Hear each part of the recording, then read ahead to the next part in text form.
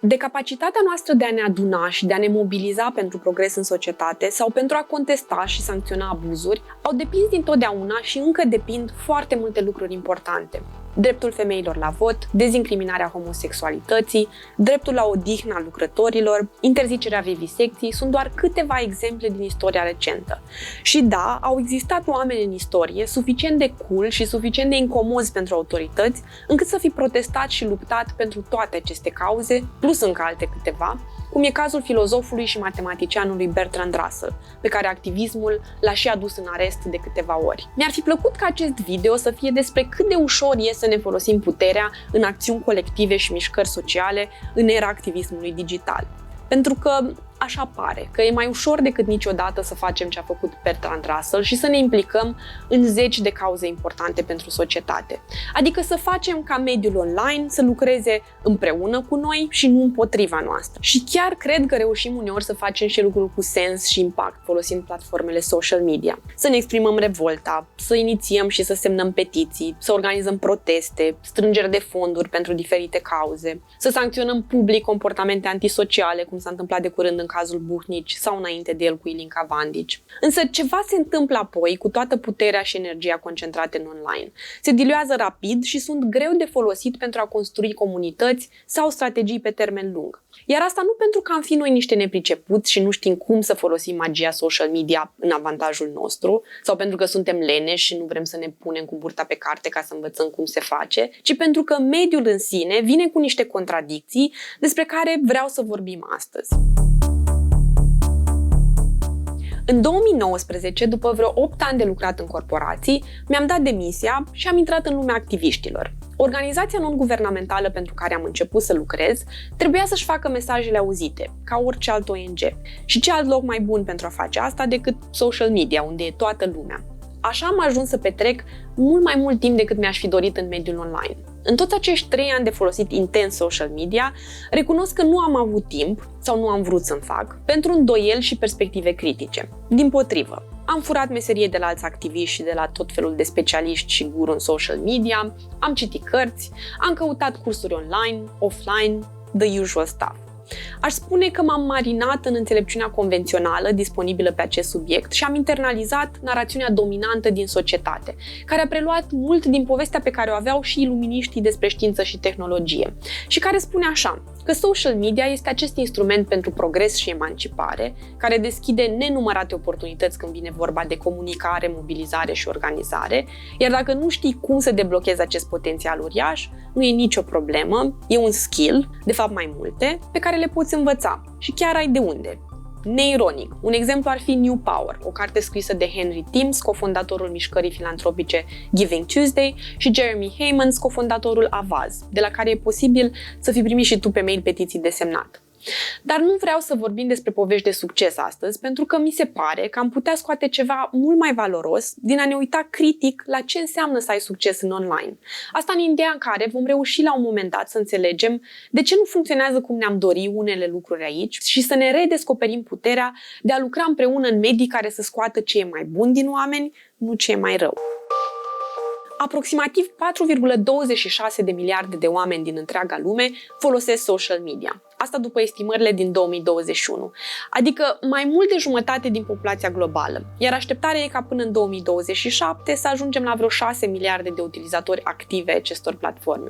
Și nu ar trebui să ne mire faptul că suntem atât de mulți pe aceste platforme și petrecem mai mult timp decât ne-am dorit pe ele, pentru că modelul de business din spatele lor se concentrează pe a capta și consuma timpul și atenția noastră. Iar pentru a obține acest lucru, investesc anual multe miliarde de dolari. Nu ar fi atât de gravă treaba asta dacă am avea fiecare un izvor nesecat de atenție, însă atenția noastră e o resursă finită, iar de la conștientizarea acestui fapt la termenul de attention economy, economia atenției, nu a mai fost decât un singur pas. Termenul și pasul îi aparțin lui Herbert Simon, psiholog, economist și laureat al Premiului Nobel pentru Economie, care scria în 1971 că într-o lume bogată de informații, abundența de informații presupune o penurie în altă parte, o lipsă a ceea ce informația consumă, iar ceea ce consumă informația e evident, atenția recipienților săi. Nu știu cât de scumpă era atenția în 1971 când scria el asta, însă știm cu toții cât de prețioasă e azi, când simțim că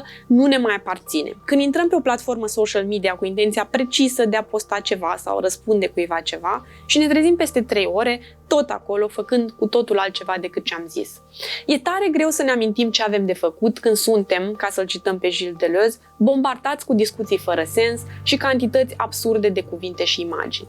Poze de la nunți, evenimente, știri despre război, pisici, o mulțime de lucruri care se derulează în fața ochilor noștri, fără o ordine cronologică și fără context și care nu au cum să aibă mult sens pentru noi la final. Fiecare bucățică de informație în parte ar avea, însă creierul nostru nu reușește să o izoleze în timp util și să mai facă și o prioritizare care să ne ajute mai apoi să ne dăm seama în ce are sens sau nu să ne implicăm. Tot acest zgomot social creează un fenomen interesant de cenzură. Știu că în mod normal nu asociem cenzura cu prea multă exprimare, ci cu interdicția sau cu limitarea ei, însă, așa cum spunea și un activist de mediu, cenzura online este aplicată prin excesul de conținut banal care distrage oamenii de la probleme colective serioase. Activistul pe care tocmai l-am citat a luat parte la o cercetare condusă timp de 5 ani de Veronica Barasi, profesoară de științe ale comunicării la o universitate din Elveția.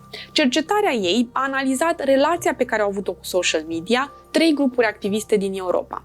Toți activiștii care au participat la studiu au considerat că social media joacă un rol important în munca lor. Însă, în același timp, au recunoscut și că presiunea de a produce constant conținut i-a făcut anxioși și că timpul petrecut în mediul online le-a afectat atât viețile personale, cât și relațiile din interiorul grupului și munca de activist ca atare, care nu era numai despre postări în social media. Raportarea aceasta critică la relația lor cu platformele social media a ajutat-o pe cercetătoarea Veronica Barasi să identifice 3 mari probleme cu acest mediu de comunicare și organizare. Când mediul e supraîncărcat de informație și nu favorizează mesajele mai importante pentru societate, ci doar pe cele mai zgomotoase, e dificil să răzbați cu mesajele tale, să le faci vizibile.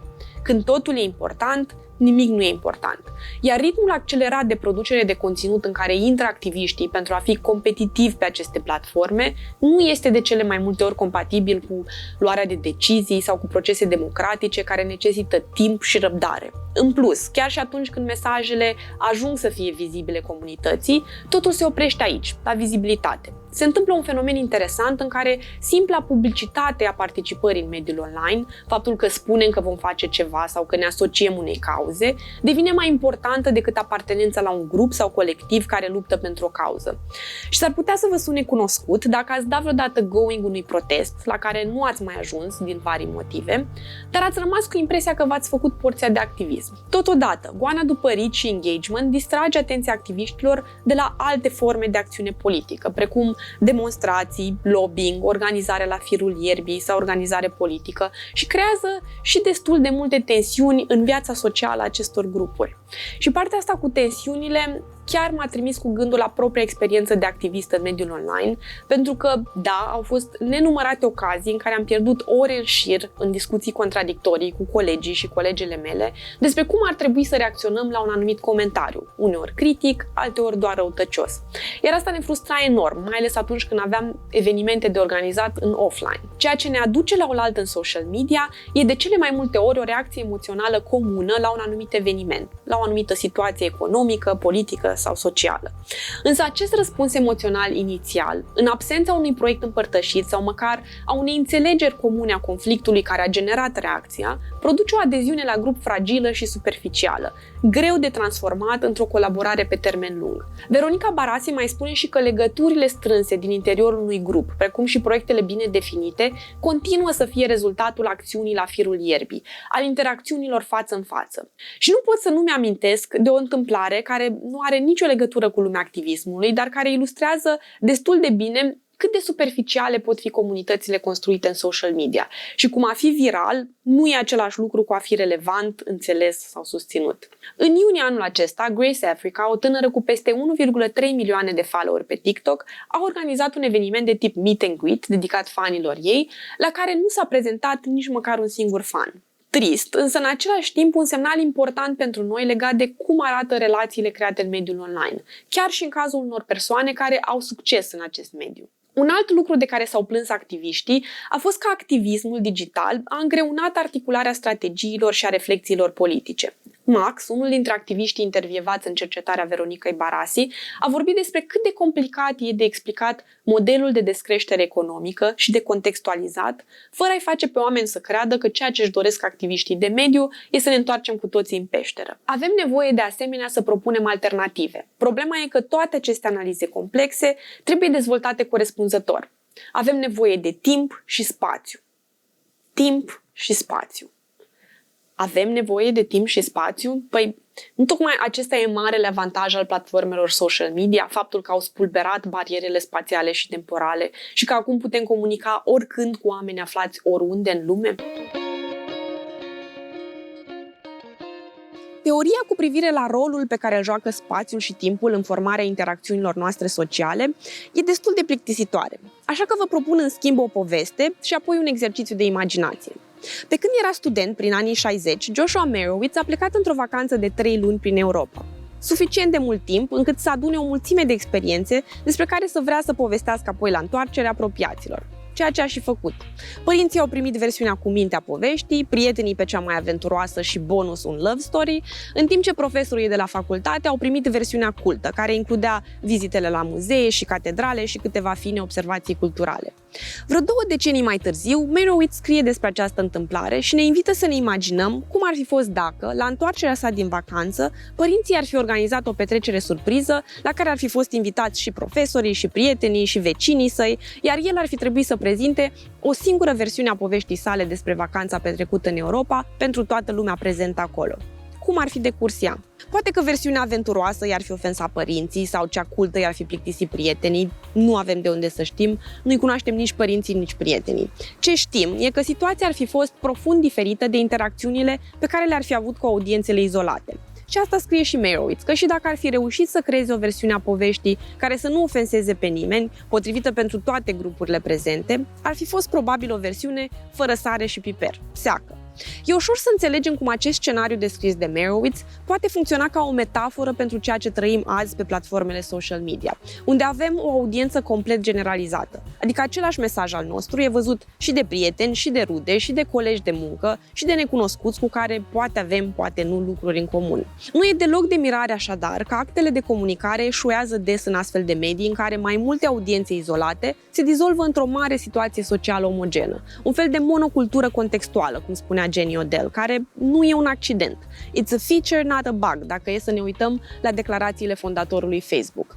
Vremurile în care aveai o imagine diferită pentru prietenii sau colegii de la serviciu și alta pentru oamenii pe care îi cunoști, se apropie cel mai probabil de final. A avea 2 identități pentru tine este un exemplu de lipsă de integritate. Numai că ați adapta comportamentul sau discursul la contextul social în care te afli nu e o dovadă de lipsă de integritate, cum spunea Zuckerberg, ci de integrare socială. Unul din motivele pentru care îți dorești la un moment dat să nu mai locuiești cu părinții e și acela că nu vrei să vorbești în același timp cu ei și cu partenerul sau partenera ta de viață sau cu pisica.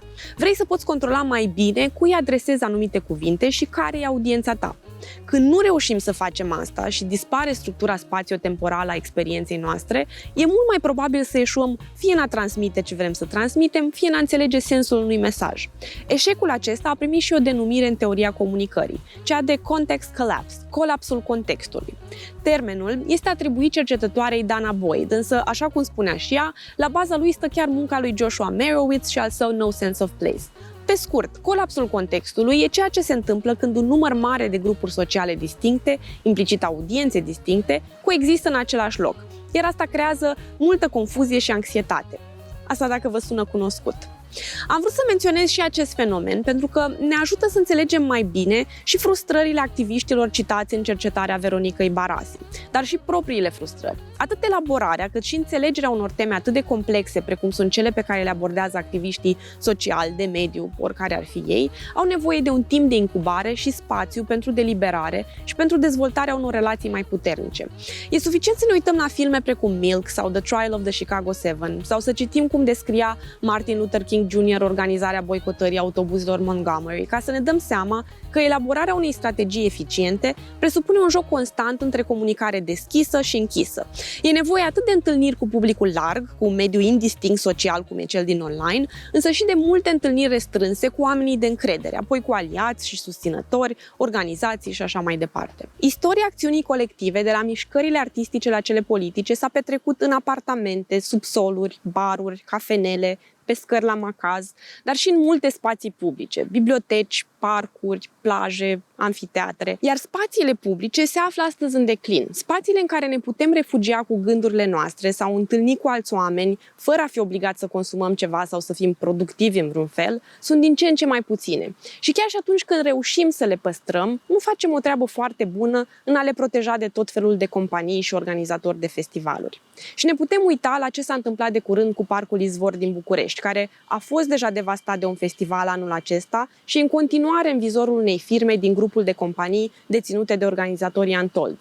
O firmă care și-a anunțat intenția de a-l concesiona pe tot parcursul anului, motivând că, citez, a fost identificat potențialul acestui parc, care în prezent este subexploatat la posibilitățile pe care le-ar putea oferi. Numai că potențialul extraordinar al unui parc este tocmai acela de a rezista exploatării și de a ne ajuta și pe noi să găsim spațiu și timp pentru altceva decât consum. Pentru protejarea acestui potențial luptă acum, de pildă, grupul de inițiativă civică Parcul Izvor. Acest grup a transmis de curând, alături de alte 7 grupuri de inițiativă civică și 17 organizații non-guvernamentale din București, un mesaj ferm către autoritățile publice cu privire la nevoia de a menține Parcul Izvor în administrarea primăriei municipiului București și împotriva propunerii de concesionare.